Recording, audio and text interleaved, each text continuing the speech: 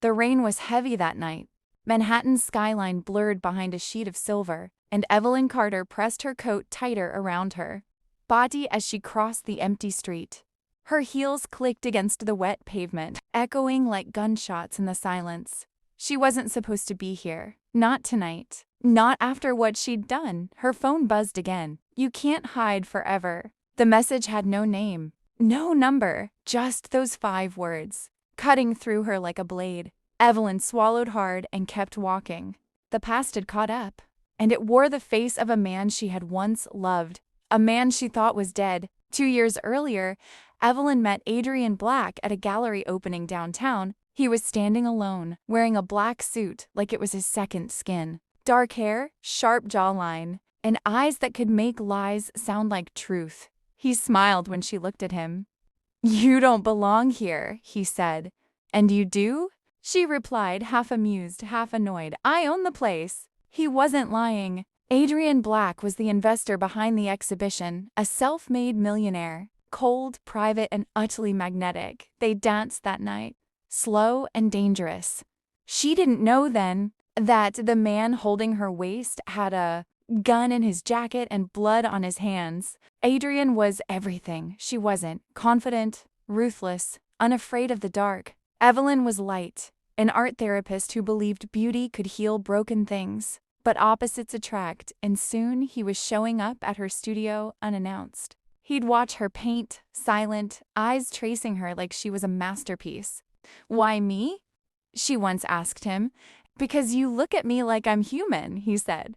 He kissed her after that, soft, slow, and with the kind of hunger that felt like a promise. But love built on secrets never lasts long. 6 months later, Evelyn found a file in Adrian's drawer. Inside were names, bank statements, and photos of people she'd read about in the news. Missing people, killed people, and one of the files had her father's name. Her father, who had died in an accident. Her world shattered. When Adrian came home that night, she was waiting, trembling, holding the file. "What is this, Adrian?" He froze. His eyes, usually unreadable, softened. "It's not what you think." "Then tell me what it is." "I did what I had to do," he said quietly. "Your father wasn't who you thought he was either," but Evelyn didn't wait for the explanation. She packed her things and ran away from him, away from the truth and away from the love that felt like poison. Now, she lived under a different name, taught art at a small community college, pretended to be normal until the messages began again. "You can't hide forever. We need to talk. They're coming for you next." The third one froze her blood. That night, she returned home to find her apartment door slightly open.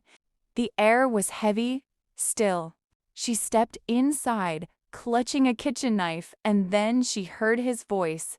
"Still holding knives instead of answers, I see." Still holding knives instead of answers, I see. Her breath caught. He stood there, Adrian alive, unchanged, more dangerous than ever. Evelyn's heart was racing. "You're supposed to be dead!"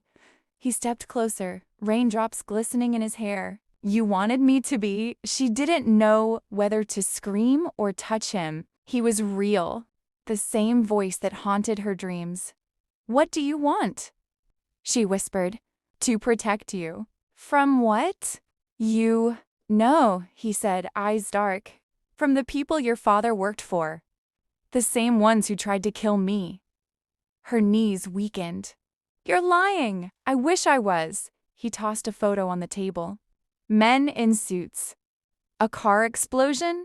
Her father's face circled in red. "They killed him, Evelyn." "I just finished what he started." Adrian stayed that night. Uninvited, but unstoppable. Evelyn hated that part of her, still felt safe when he was near. They talked until sunrise. About the truth, the lies, the blood her father spilled. In the name of money and power, Adrian had tried to expose them. That's why they framed him. That's why they came for her. By morning, she believed him. Or maybe she just wanted to. "Come with me," he said. "If you stay here, they'll find you." "Where?" "Somewhere no one can touch you." She nodded slowly, against her better judgment. The hideout was an abandoned mansion outside the city, surrounded by woods. At night, the silence was so deep it felt alive. Evelyn couldn't sleep. Adrian was downstairs, sitting by the fire, a glass of whiskey in his hand. She walked in quietly. "You look like a man with too many ghosts." He smiled faintly. "And you look like a woman who still doesn't trust me." She sat across from him. "Maybe because I don't know if you'll save me or destroy me." He looked up, eyes burning. "Maybe both." Their gaze held. The storm outside roared, and something inside both of them broke. The wall, the fear, the distance. He told her everything. The organization her father worked for was smuggling weapons under charity foundations. Adrian was the whistleblower and her father's partner. When her father wanted out, they killed him. Adrian took the blame to keep her safe. "You could have told me," she said softly. "I couldn't risk you knowing," he said. "If they found out, they'd come after you." Tears stung her eyes. "And now they have." He touched her face gently, thumb brushing her cheek. "Then we finish it together." The plan was simple: expose the organization's files, destroy their accounts, and disappear. But nothing is simple when you play with devils. They met Adrian's contact, a hacker named Milo, at a warehouse by the docks. Evelyn was nervous. Adrian was calm. Too calm. Until the gunfire started. It was an ambush. Adrian pulled her behind a crate, returning fire. "Run!" he yelled. "I'm not leaving you." "Evelyn." A bullet grazed his shoulder. Blood splattered across his shirt. She screamed his name, but he kept fighting until the gunshots stopped. When the smoke cleared, Milo was dead. Adrian was barely standing. Evelyn drove him back to the mansion, her hands trembling on the wheel. "Stay with me," she kept saying. "You're not dying on me, Adrian." He smiled weakly. "You sound like you still love me." She didn't answer. She stitched his wound, her hands shaking. His eyes stayed on her the whole time. "Evelyn," he said quietly, "if I don't make it, don't say that. Promise me you'll finish what we started." She looked at him, tears blurring her vision. "No, you're not leaving me again." But deep down, she knew he might. The next night, Adrian left a note on the bed. "They found us. Don't follow me." But Evelyn did. She tracked him to the old pier. He was surrounded, 6 men in black, guns drawn. Adrian stood tall, unarmed. "You'll never bury this," he said. "The files are already sent." The leader laughed. "Then you die for nothing." Evelyn didn't think. She ran forward, screaming his name. The gunfire started. When it stopped, she was on the ground. Adrian was beside her, holding her. "Why would you follow me?" he whispered. "Because I love you," she said, voice breaking. He smiled, a sad, broken smile as he pressed his forehead to hers. "I told you," he said, "I'd protect you." Then he pushed her away, stood up, and fired the last shot straight into the leader's chest. Seconds later, another shot echoed. Adrian fell. Evelyn woke in the hospital. The police said Adrian was gone. The files he sent had exposed everything. The organization, the killings, her father's name. He'd burn the darkness so she could live in the light. Weeks passed.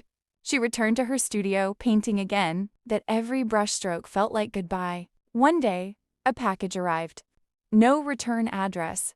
Inside was a single photo, her and Adrian laughing in the rain, and a note. "If love is eternal, then I'm never really gone." She broke down, clutching the photo to her chest. Outside, thunder rumbled. The rain began to fall, just like the night they met. She looked out the window, and for a second, she swore she saw him, standing under the streetlight, watching, smiling, fading with the mist. Years later, Evelyn opened a small art center for trauma victims. On the entrance wall, she painted one line in bold letters: "Some loves end in death, but never in silence." She never loved again, because some ghosts are too beautiful to forget.